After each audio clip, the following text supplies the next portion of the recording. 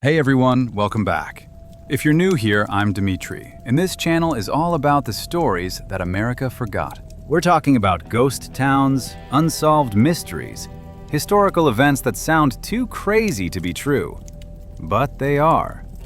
Every story is researched, every fact is verified, and I promise you, by the end of each video, you'll see history in a completely different way. So hit that subscribe button, because we've got a hell of a story for you today. Let's get into it. The town that Disney erased. The dark secret of Celebration, Florida. In 1996, a woman named Kathy moved into what she thought would be paradise. A perfect American town designed by the greatest dreamer in history. Clean streets, perfect neighbors, no crime, no poverty, no problems. 3 weeks later, she tried to hang curtains in her living room window. That's when she discovered the first rule of Celebration, Florida. You don't own your windows. You don't own your doors. You don't even own the color of your own house. And if you break the rules, well, that's when you meet the people who really run this town. The ones who never appear in the brochures.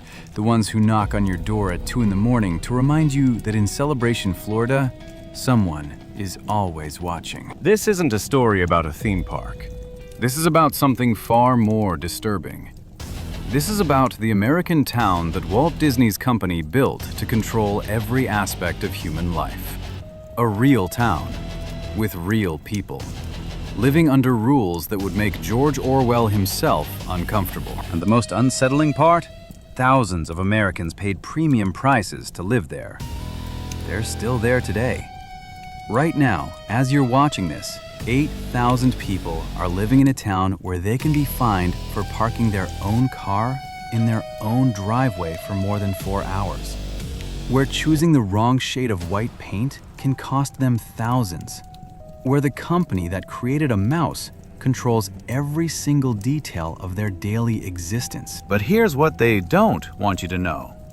Here's what never made it into the marketing materials.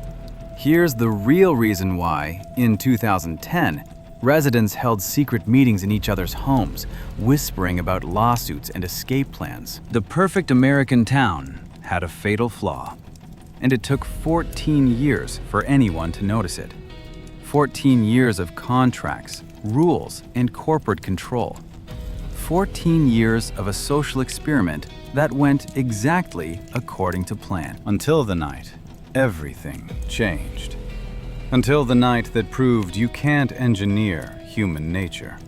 Until the first incident that the Disney Corporation couldn't make disappear. To understand how 8,000 Americans ended up living in corporate servitude, we need to go back. Not to 1996 when Celebration opened, but to 1966. To a hospital room in St. Joseph's Hospital in Burbank, California. Walt Disney was dying. Lung cancer, they said. Too many cigarettes, too much stress. Too many dreams that demanded too much from one human body. But even as his body failed, his mind raced. He had built the Magic Kingdom. He had created an empire of imagination. But there was one dream left. One vision that haunted him more than any cartoon or theme park. He called it Epcot. Not the theme park you know today. No, the real Epcot. The experimental prototype community of tomorrow. A real city with real residents. 20,000 people living in a bubble of corporate perfection. Picture this. A city with no slums, no unemployment, no voting. Yes, you heard that right. No voting. Because in Walt's vision, democracy was messy. Democracy was inefficient. Democracy allowed for mistakes. There will be no landowners, Walt declared in his final filmed appearance, just 2 months before his death. Everyone will be a tenant. And because they're tenants, they'll have no voting rights. This town will be run like a business. The way a town should be run. Those words. Those exact words. They would echo through the decades. They would become the blueprint for something that Walt himself would never see. something that would test the boundaries between corporate ambition and human freedom. Walt died on December 15, 1966. His brother Roy would build Walt Disney World, but the dream of Epcot died with Walt. Or so everyone thought. Because 28 years later, in a boardroom in Burbank, California, Michael Eisner, the CEO of the Disney Company, pulled out those old plans, those forgotten dreams. He looked at the sprawling empire Disney had become and asked a simple question. What if we actually did it? What if we built Walt's perfect town? But Eisner was smarter than Walt, or perhaps more cynical. He knew Americans in the 90s wouldn't accept a town with no voting rights. Not officially, anyway. So he found a loophole. A perfectly legal, perfectly American loophole. You see, in Florida, there's something called a Community Development District, a CDD. It's a special governmental entity that can issue municipal bonds, levy taxes, and provide city services. But here's the beautiful part. If you're a developer, you can control the CDD until the bonds are paid off. And if you structure those bonds correctly, that could take, well, forever. Eisner smiled. Walt's dream could live, just with better lawyers. In 1991, Disney quietly began buying land. Not for another theme park, not for more hotels, but for something unprecedented in American history. A corporate-owned town, marketed as a return to traditional American values. They chose 5,000 acres of swampland in Osceola County, Florida. Far enough from Disney World to feel separate, close enough to leverage the Disney name. They hired two of the most famous architects in America, Robert A.M. Stern from Yale and Jacqueline Robertson, who had designed the original plans for the ill-fated New York World's Fair. The brief was simple. Create a town that looks like America before America went wrong. Before the suburbs, before the shopping malls, before the chaos of modern life. Create the town that never was, but should have been. But underneath the Norman Rockwell facade, Disney's lawyers were crafting something extraordinary. A series of documents that would govern every aspect of life in Celebration. They called them the Covenants, Conditions, and Restrictions, the CC&Rs.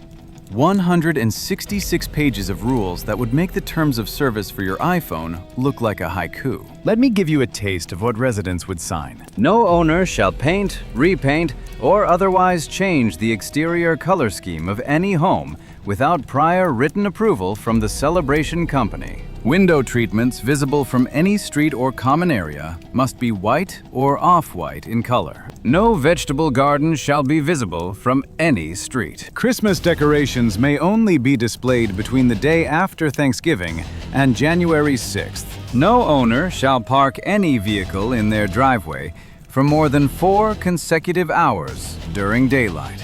But the real genius was buried in legal language that most buyers wouldn't understand until it was too late. The Celebration Company reserves the right to enter any property at any time to ensure compliance with these restrictions. Think about that. You buy a house. Correction. You buy the right to live in a house because Disney actually owns the land underneath it for 99 years. And you give a corporation the right to enter your property whenever they want. And people signed up. Boy, did they sign up. November 18th, 1995. 350 families gathered at the Celebration Preview Center for the most unusual lottery in American history. They weren't gambling for money. They were gambling for the right to buy a house in a town that didn't exist yet. The room buzzed with anticipation. These weren't desperate people looking for shelter. These were upper-middle-class Americans who could afford to live anywhere. Teachers, doctors, lawyers, retired executives, people who had choices, people who chose to enter a lottery for the privilege of living under corporate control. The first name drawn was Larry Haber, a retired New York attorney. As his name was called, the room erupted in applause. Larry had won the right to pay $400,000 for a house he'd never seen in a town that existed only in architectural renderings and legal documents. It was like winning the lottery, Larry would later tell reporters. We felt chosen, special, part of something revolutionary. The houses weren't cheap. The smallest cottage started at $220,000. The estate homes reached into the millions. This was 1995 money, remember? In the surrounding areas of Kissimmee and Orlando, you could buy a perfectly nice house for $80,000. But these pioneers weren't buying houses. They were buying a dream. The dream of safety. The dream of community. The dream of perfection. The first residents moved in on June 18, 1996. Kathy and David Muller, the couple I mentioned at the beginning, were among them. They'd sold their house in Ohio, packed up their entire life, and driven 16 hours to start fresh in America's most ambitious social experiment. The moving truck pulled up to their new home on Long Meadow Street. It was beautiful. White picket fence, front porch with rocking chairs, everything they'd been promised. David carried Kathy over the threshold like newlyweds, even though they'd been married 12 years. That night, they sat on their mandated front porch. Yes, mandated. Every house had to have a front porch to encourage neighborly interaction, and watched the sunset over their perfect new town. 3 weeks later, Kathy tried to hang those curtains. The curtain incident, as it came to be known among early residents, was the first crack in the facade. Kathy Muller had purchased beautiful blue curtains that matched her living room. She'd spent 3 days picking them out. They weren't cheap. $200 at the Celebration Town Center boutique. The next morning, there was a notice on her door. Not a friendly reminder, not a suggestion. A formal violation notice from the Celebration Residential Owners Association. The curtains were not white or off-white. They had 24 hours to correct the violation or face a $100 per day fine. Kathy called the office, thinking it was a mistake. The woman on the phone, and residents swear her voice never changed tone, like she was reading from a script, explained that the rules were very clear. Window treatments visible from the street must be white or off-white. But they're inside my house, Kathy protested. They're visible from the street, the voice replied. Kathy's husband David, the lawyer, decided to test the system. He left the curtains up. Let them fine us, he said. We'll fight it in court. 3 days later, $300 in fines later, something interesting happened. David went to pay his mortgage and found he couldn't. The bank informed him that there was a lien on his property. $300 from the Celebration Company. You see, buried in those CC&Rs was a clever little provision. Any fines automatically became liens on your property.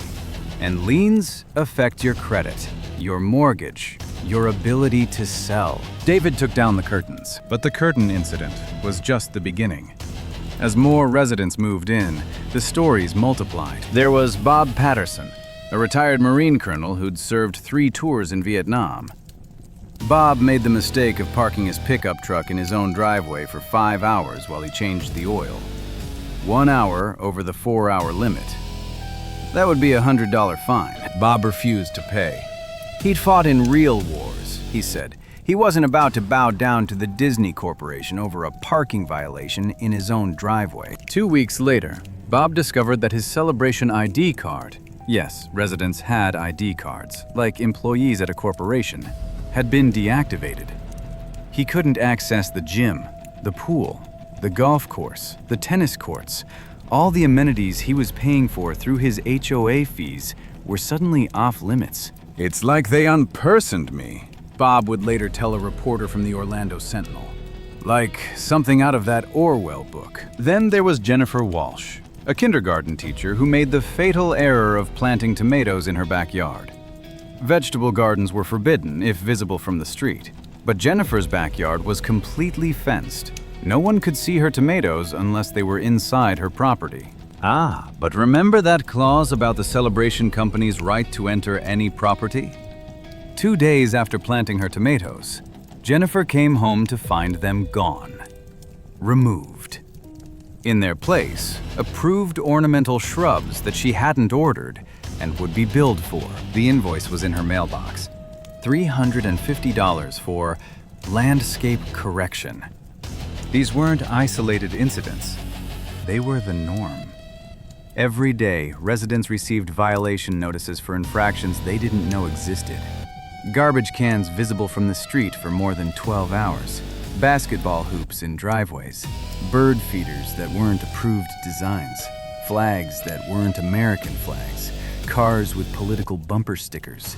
The wrong type of mailbox, the wrong shade of white paint, grass that was 1 inch too tall, grass that was 1 inch too short. The psychological effect was devastating.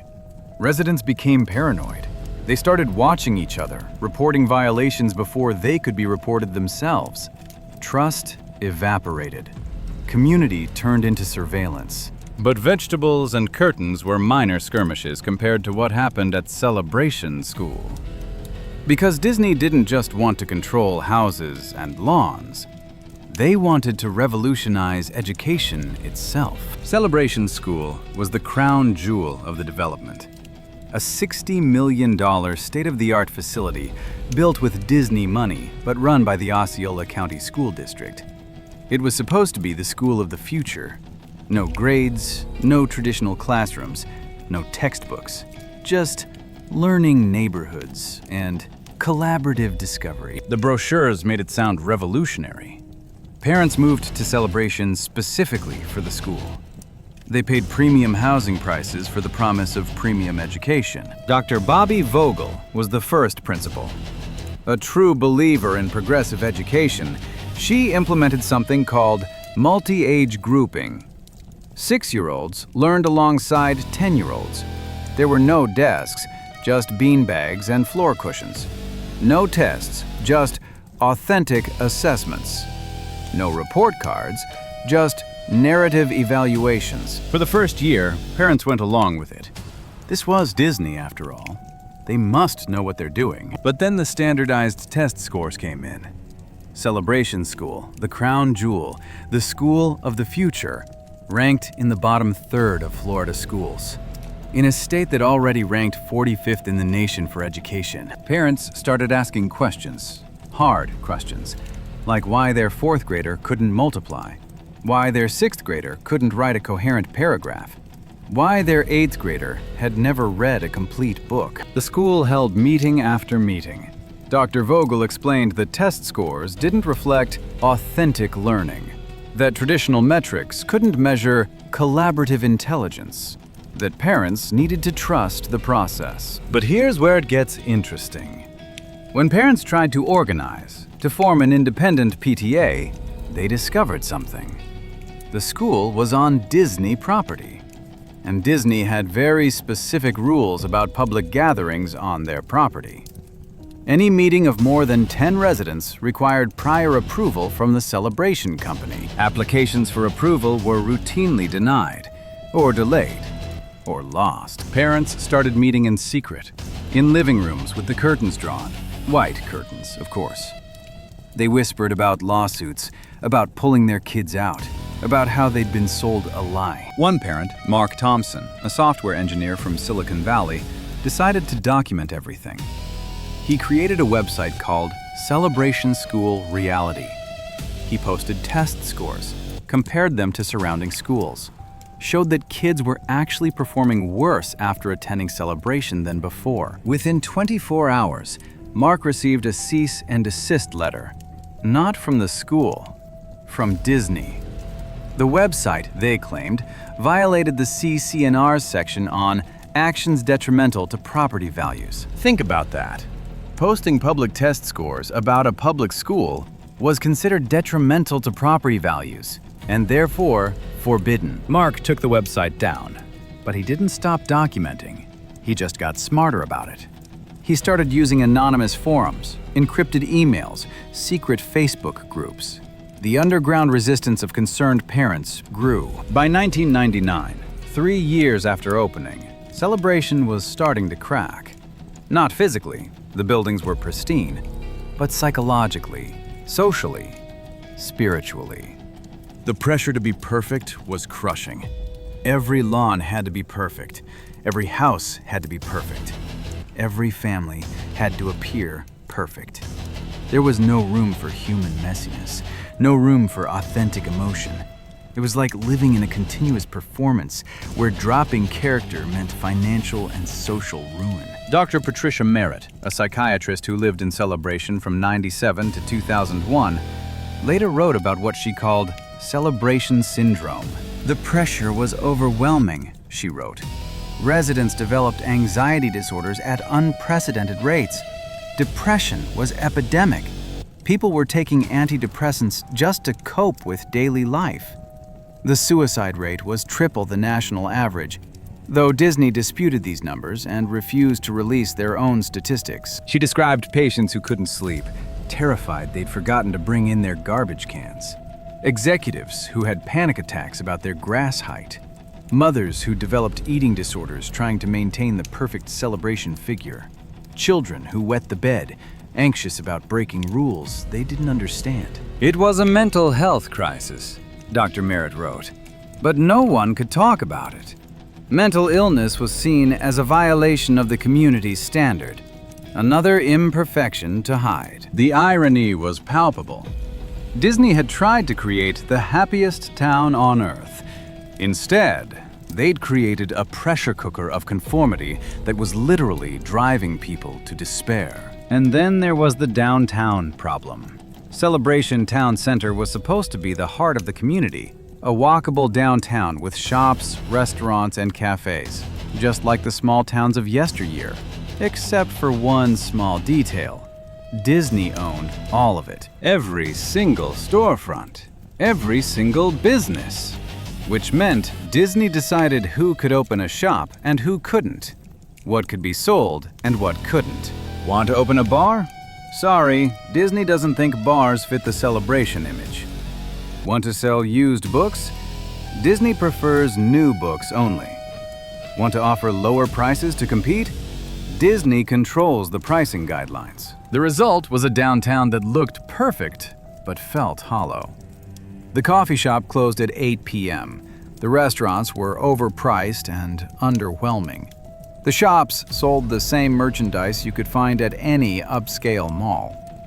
There was no character, no authenticity, no soul. Residents started driving to Kissimmee for dinner, to Orlando for shopping. The very thing Celebration was supposed to prevent, suburban sprawl and car culture, was happening because Disney's control had made their own downtown uninhabitable. But the residents couldn't complain, not officially. Complaints were seen as negativity, and negativity was against the community standard. There were actually cases of residents being fined for creating a negative atmosphere by complaining about problems at community meetings. For 14 years, Celebration had no violent crime. Zero. It was their biggest selling point. The safest town in America, they called it. That streak ended on November 29th, 2010. The body was discovered on a Monday morning. Residents walking their dogs between the approved hours of 6 a.m. and 9 a.m., or 4 p.m. and 7 p.m., as specified in the CC&Rs, noticed that 58-year-old Matteo Giovandito hadn't picked up his newspaper. In Celebration, not picking up your newspaper was noteworthy. It could result in a fine if left for more than 24 hours. Residents had learned to watch each other, to notice violations before they became costly. But Matteo's newspaper from Saturday was still there, and Sundays. And now Mondays had just been delivered. The concerned neighbors called the Celebration Company security. Not the police. Security. That was the protocol. Disney security would assess the situation first, then involve law enforcement if necessary. Security found the door unlocked. They entered. Remember, they had that right, and found Matteo. He had been dead for at least 2 days. The condition of the body suggested violence, severe violence. Now Disney had a problem. Not just a dead body, but a murdered body.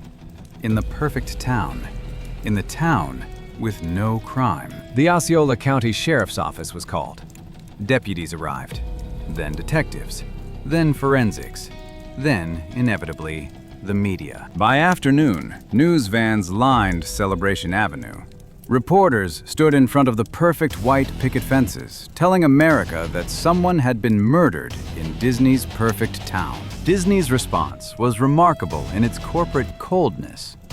They issued a one-paragraph statement. "We are saddened by the loss of a valued member of the Celebration community. The Celebration Company is cooperating fully with law enforcement. Celebration remains one of the safest communities in Florida." That was it. No acknowledgement of the murder, no mention of violence, just loss. Like Mateo had peacefully passed away in his sleep. But the residents knew better, and they were terrified. Not just of the murderer, but of what this meant for their property values, for their paradise, for the story they'd been telling themselves about their perfect town. The investigation revealed the killer within days. David Israel Murillo, a transient who'd been squatting in an abandoned house just outside Celebration's borders. He'd entered through a sliding door that Mateo had left unlocked. An argument ensued. It ended in violence. The killer wasn't from Celebration. That's what Disney emphasized. He was an outsider, an anomaly, an intrusion into paradise. But residents noticed something the media missed. After the murder, new rules appeared. Sliding doors must now have secondary locks. Security cameras, previously forbidden as unsightly, were now mandatory. The Celebration Company security began regular patrols. Background checks were required for all visitors staying more than 72 hours. The murder had changed everything. The illusion of perfect safety was shattered, and Disney's response was more control, more rules, more surveillance. Some residents saw this as necessary. Others saw it as the final straw. 2011 was the year the revolution began. Not with violence, not with protests, but with something far more dangerous to Disney. Lawyers. It started with Ron and Nancy Cummings. They'd moved to Celebration in 2001, buying a $1 million estate home on Long Meadow. For 10 years, they'd followed every rule, paid every fine, attended every mandatory community event. But after the murder, after the new security requirements, after their HOA fees increased by 40% to pay for additional surveillance, they'd had enough. Ron was a retired corporate attorney. He knew how to read contracts, and more importantly, he knew how to find loopholes. He discovered something interesting in the original Disney development agreement with Osceola County. Disney had promised that control of the Celebration Community Development District would transfer to residents once certain conditions were met. Those conditions were deliberately vague, but Ron believed they'd already been satisfied. He began organizing, quietly, carefully. Secret meetings in homes, always with fewer than 10 people to avoid triggering the assembly rules.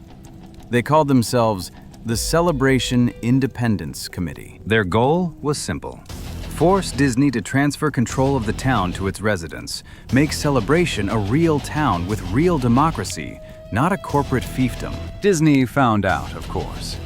In a town where everyone watches everyone, secrets don't last long. The Celebration Company responded with their own lawyers and their own interpretation of the contracts. The battle was fought in memorandums and motions, in depositions and discovery. It was boring. It was expensive. It was exactly the kind of fight that Disney, with its unlimited legal resources, was built to win. But Ron had an ace up his sleeve. He'd found other Disney communities, in California, in Hawaii, in South Carolina. Places where Disney had made similar promises and similar betrayals.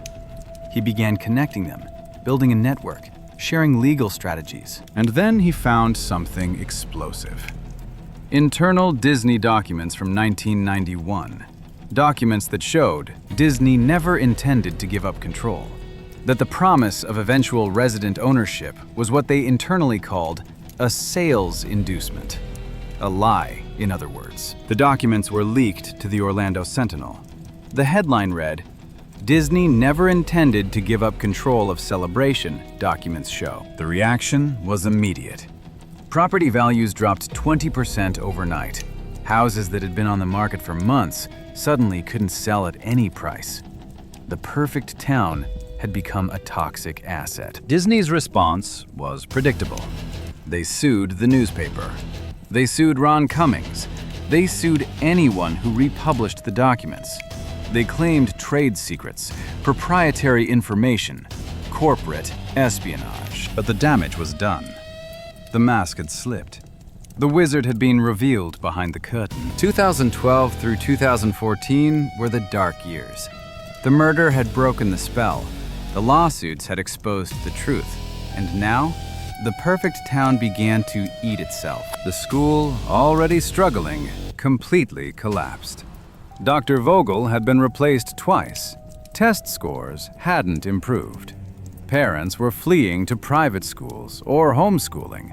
Those who couldn't afford alternatives were trapped. The downtown died slowly. Stores closed one by one. The coffee shop, the bookstore, the boutiques. Disney wouldn't lower rents, claiming it would diminish the brand. So the storefronts sat empty. Perfect facades with nothing behind them. The social fabric tore.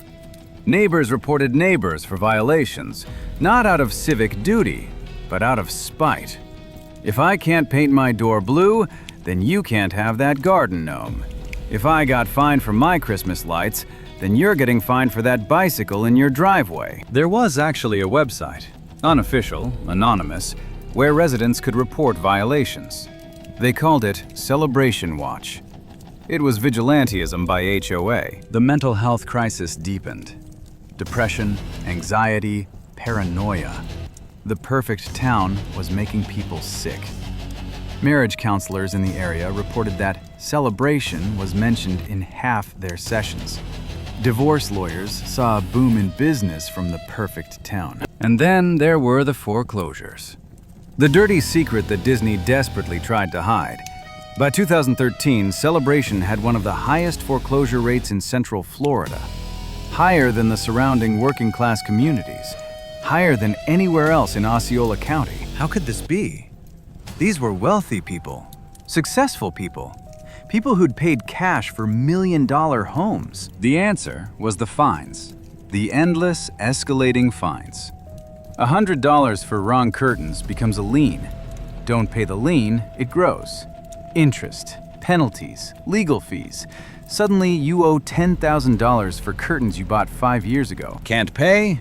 Disney forecloses. They get the house back. They sell it to the next dreamer.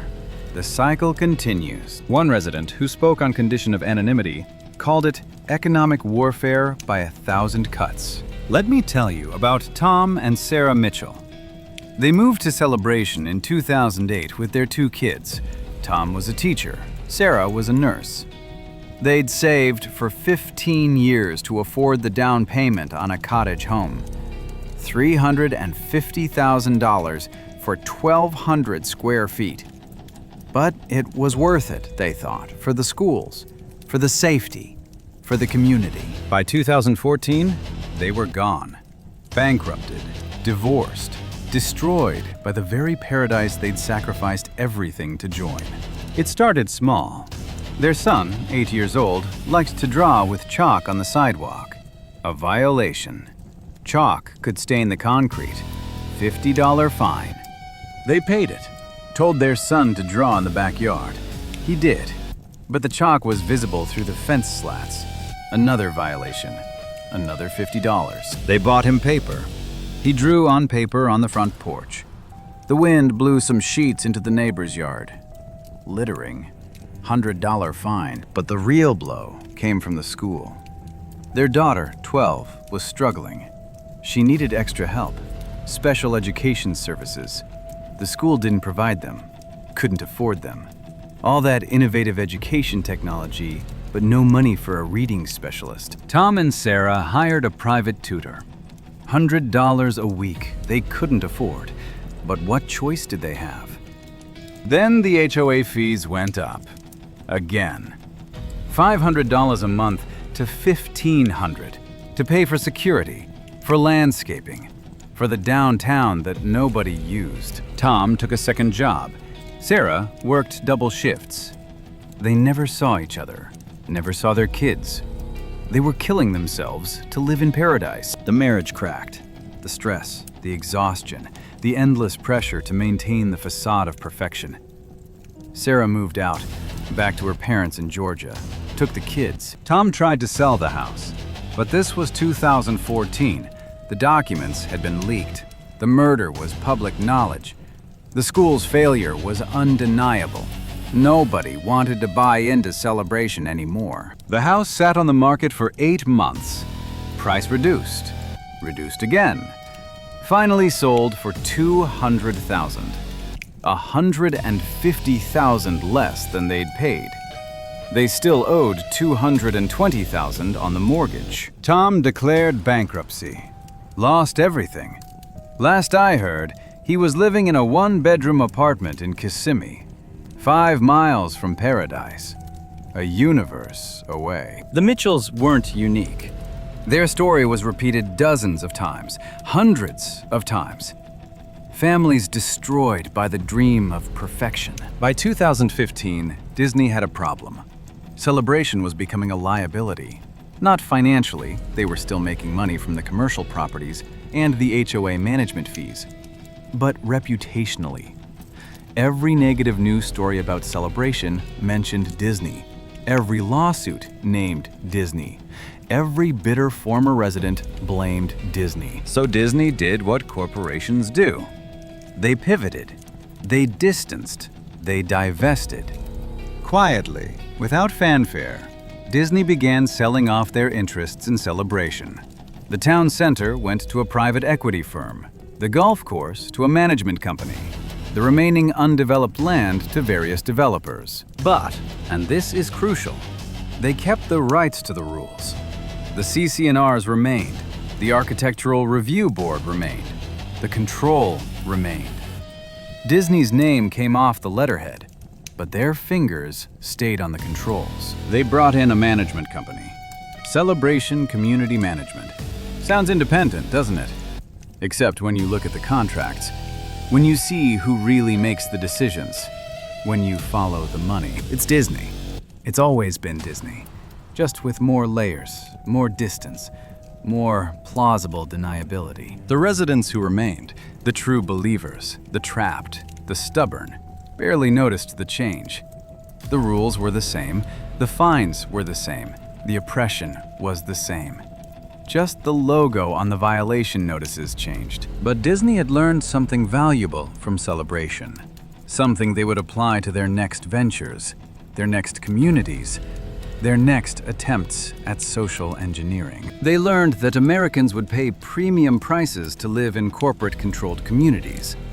They learned that the promise of safety and perfection outweighed the reality of freedom. They learned that with the right marketing, people would voluntarily surrender their autonomy. Most importantly, they learned to keep their name off the paperwork. It's 2024 as I tell you this story. Celebration still exists. 8,000 people still live there. The houses are still perfect. The lawns are still manicured. The curtains are still white. But talk to the residents, if they'll talk to you. And many won't. And you'll hear a different story than the brochures tell. There's Mary Anderson, 72, who's lived in Celebration since '97. She's on her 3rd set of curtains, all white. She's paid over $30,000 in fines over the years, for her garbage cans being visible, for her garden hose being the wrong color, for parking violations in her own driveway. Why does she stay? Where would I go? She asks. I'm too old to start over, and besides, my house is worth half what I paid for it. I'm trapped in paradise. There's the younger generation, too. Kids who grew up in Celebration, who went to that experimental school, who lived under those experimental rules. Jessica Palmer, now 32, grew up in Celebration from age 8 to 18. She lives in New York now, as far from Celebration as she could get. It was like growing up in a cult, she says. Everything was controlled, everything was watched, everything was judged. I didn't know what freedom was until I left. The worst part? My parents are still there, still following the rules, still believing in the dream. They gave up everything for that place, their money, their freedom, their relationship with me. And for what? For the privilege of living in a corporate prison with nice landscaping? But not everyone feels that way. There are true believers, people who love celebration, who thrive under the rules, who see the structure not as oppression, but as order. Robert Davis, a retired IBM executive, moved to Celebration in 2018. After the murder, after the scandals, after the prices dropped. He knew exactly what he was getting into. I like the rules, he says simply. I like knowing that my neighbor can't paint his house purple, can't park an RV in his driveway, can't let his yard go to hell. I paid for perfection. I got perfection. Freedom? I can go anywhere I want, do anything I want, as long as I follow the rules. And the rules aren't that hard to follow if you're a decent person. The divide is clear. Those who see celebration as salvation, and those who see it as suffocation. Those who stayed, and those who escaped. Celebration changed America. Not in the way Walt Disney imagined, not in the way Michael Eisner hoped, but changed it nonetheless. Today, there are thousands of communities across America with HOAs modeled after Celebration's CC&Rs. Thousands of places where corporate control masquerades as community standards, where fines and liens enforce conformity, where the promise of perfection justifies the surrender of freedom. The language Disney pioneered, community standards, architectural harmony, property value protection, has become standard in suburban development. The idea that a corporation could govern a community better than the residents themselves has become accepted, normal, inevitable. And the surveillance. Oh, the surveillance. Celebration normalized the idea that neighbors should watch neighbors, report violations, enforce compliance. It turned America's suburbs into a network of tiny police states, each enforcing their own version of perfection. But Celebration also created a resistance, a growing movement of people who've lived under HOA tyranny and said enough. There are now organizations dedicated to HOA reform, lawyers who specialize in fighting HOAs, legislators proposing bills to limit HOA power. The rebellion that started in Celebration's living rooms has spread across America. Here's something Disney doesn't want you to know. Something that's never been reported. Something I discovered in my research for this story. Celebration was a test, a prototype, not for a better community, but for a better form of control. In Disney's internal documents, the ones that were never supposed to be public, there's a phrase that appears repeatedly: behavioral management through environmental design. They weren't trying to build a better town. They were trying to build a better population. A more compliant population. A population that would accept corporate governance as normal, even desirable. Think about the timing. 1996. The internet was just beginning. Social media didn't exist. Smartphones were science fiction. But Disney was already thinking about a future where corporations would know everything about you, track everything you do, control every aspect of your environment. Celebration was their beta test. Not for a town, but for a system. And it worked. Not perfectly, not without resistance, but it worked well enough that the model spread. Today, millions of Americans live in communities with similar rules, similar surveillance, similar corporate control. We call them HOAs, planned communities, gated neighborhoods, but they're all descendants of Celebration, all variations on Walt Disney's dream of a world without democracy, a world run like a business, a world where someone is always watching. The most chilling part? We volunteered for it. We paid extra for it.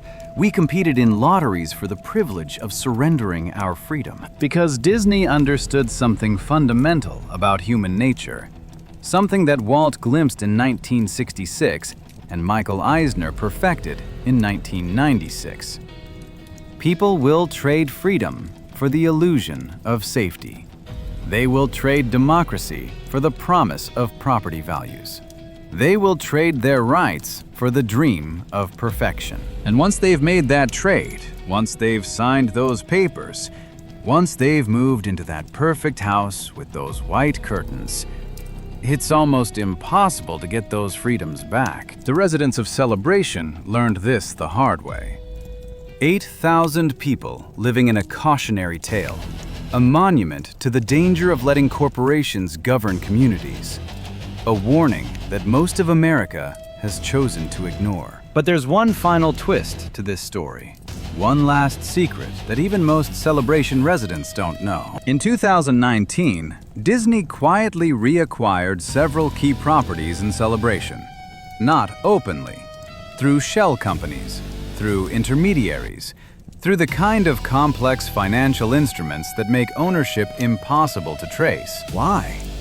Why would Disney want back into a town that had caused them so much trouble? A town that had damaged their reputation? A town that had exposed their methods? The answer lies in what's coming next. The answer lies in Disney's vision for the future, not just of Celebration, but of America itself. You see, Celebration was never meant to be unique. It was meant to be the first, the prototype, the proof of concept. And despite all the problems, despite all the resistance, despite all the negative publicity, Disney considers it a success. Because they learned what works. They learned what doesn't. They learned how to refine the system, how to make it more palatable, more invisible, more effective. Right now, across America, there are dozens of new Celebrations being built. Not by Disney directly, but by developers who studied Disney's model, who bought Disney's expertise, who hired Disney's consultants. They have different names, different developers, different marketing, but the same DNA, the same rules, the same control mechanisms, the same promise of perfection in exchange for freedom. And they're learning from Celebration's mistakes.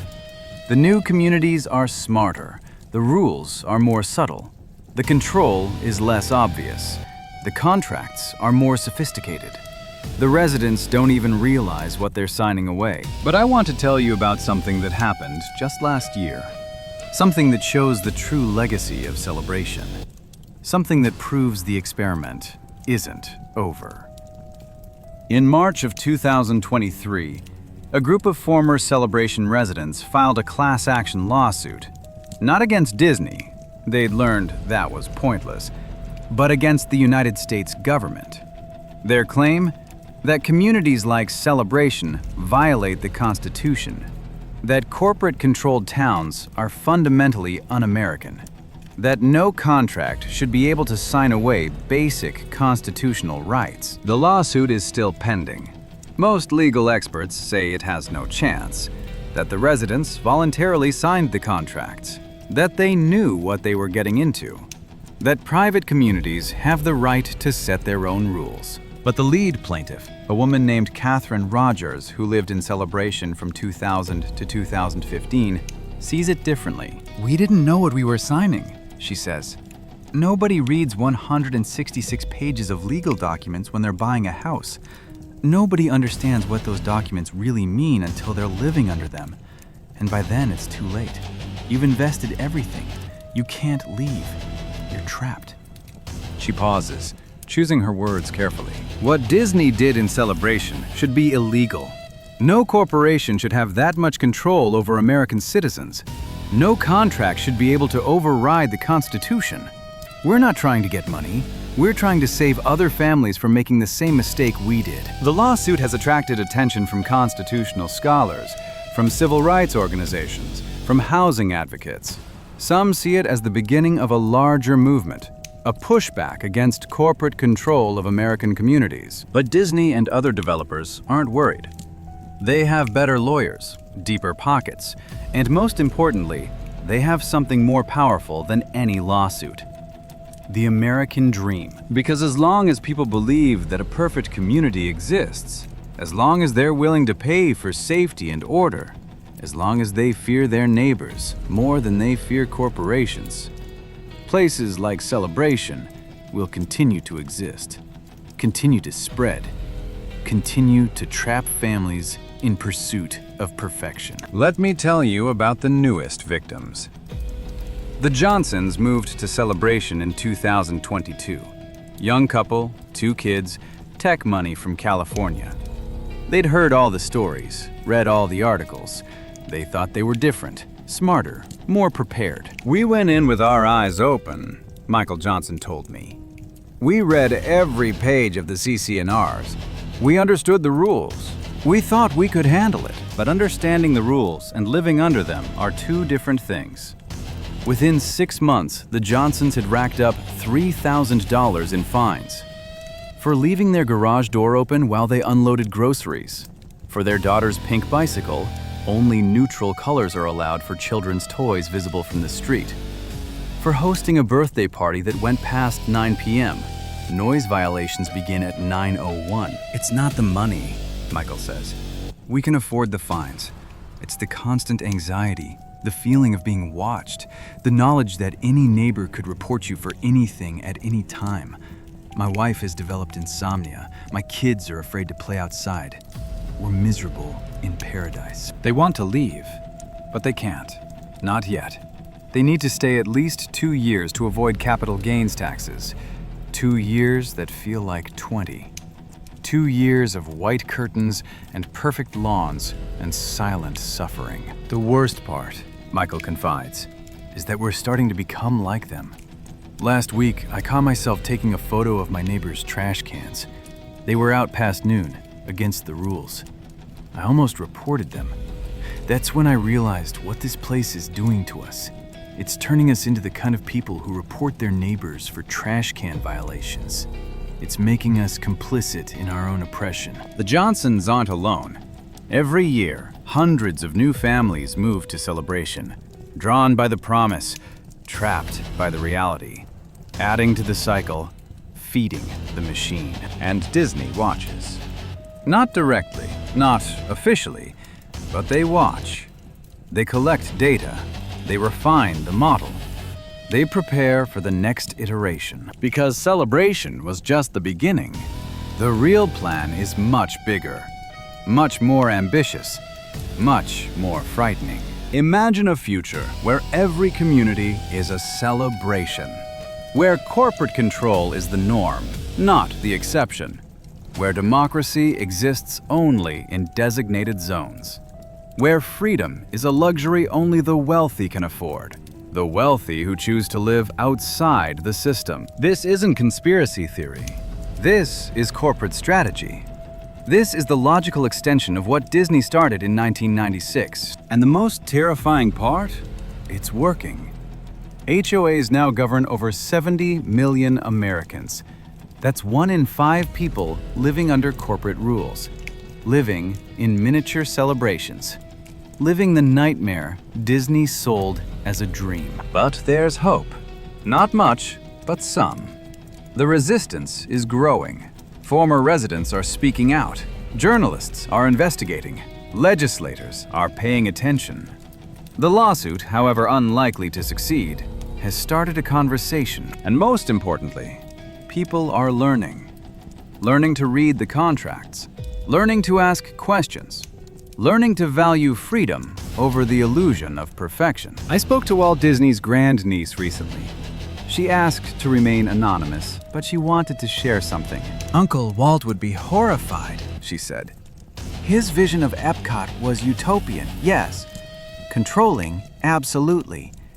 But it came from a place of genuine belief that he could make people's lives better.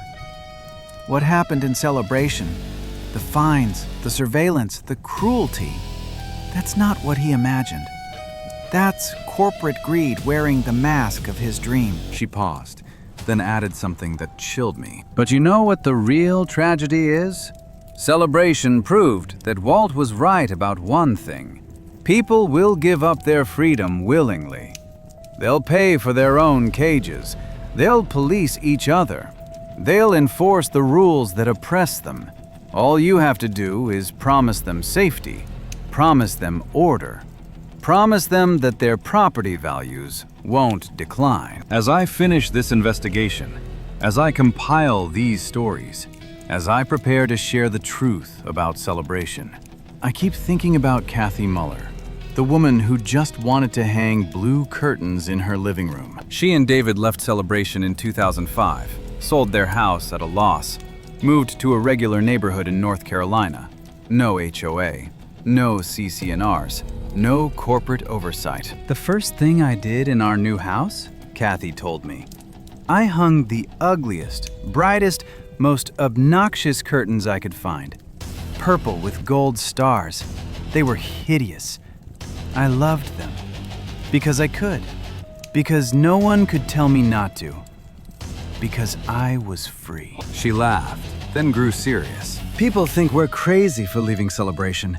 They see the perfect houses, the clean streets, the absence of crime, and they think we gave up paradise. But they don't understand. We didn't give up paradise. We escaped from hell. A hell with perfect landscaping, but hell nonetheless. The Mullers were lucky. They got out early, before the murder, before the collapse, before the real darkness set in. But thousands of others weren't so fortunate. Thousands are still there, still trapped, still living under rules that would make a prisoner jealous. And millions more are signing up for the same fate, in communities across America, in developments that promise perfection, in HOAs that guarantee property values, in corporate-controlled neighborhoods that trade freedom for the fantasy of safety. This is Disney's true legacy. Not the theme parks, not the movies, not the magic, but Celebration.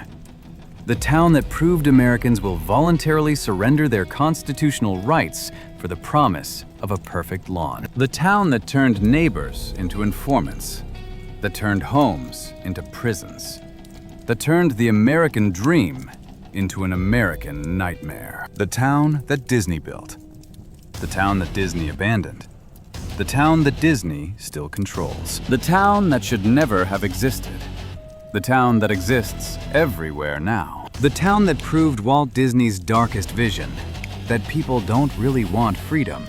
They want someone to tell them they're safe, even if it's a lie, especially if it's a lie. Celebration, Florida. Population 8,000. Average home price $400,000. Number of rules governing daily life over 1,000. Number of residents who are truly free 0. Welcome to the future Disney imagined. Welcome to the present we've accepted. Welcome to Celebration, the perfect American town that isn't American at all. The experiment that succeeded by failing, that failed by succeeding, that proved corporate control is not only possible, but profitable, not only accepted, but desired, not only legal, but inevitable. Unless we learn from Celebration's cautionary tale, unless we resist the promise of perfection, unless we value freedom more than property values, unless we choose democracy over corporate efficiency. But looking at the growth of HOAs, looking at the spread of corporate communities, looking at the millions of Americans living under private government, I fear it may already be too late. Celebration won. Disney won. The corporations won. And we all lost. We lost the moment we decided that perfect lawns were more important than personal liberty, that safety was worth more than self-determination, that property values justified any sacrifice. We lost the moment we signed those contracts, moved into those houses, hung those white curtains. We lost the moment we agreed to let someone else define perfection for us and enforce it upon us, and fine us for failing to achieve it. Celebration isn't just a town in Florida. It's a warning, a prophecy, a glimpse of a future where corporations govern and citizens obey, where democracy is a distant memory and freedom is a forgotten dream. But it doesn't have to be this way. We can learn from Celebration. We can resist the temptation of corporate-controlled communities. We can choose freedom over false security. we can demand real democracy, not corporate efficiency. The choice is ours, for now. But every new HOA, every new planned community, every new celebration-style development makes that choice harder, makes resistance more difficult, makes escape more impossible. The clock is ticking. The corporations are winning. And somewhere in Florida, 8,000 Americans are living in the future we're all heading toward. Unless we stop it. Unless we learn.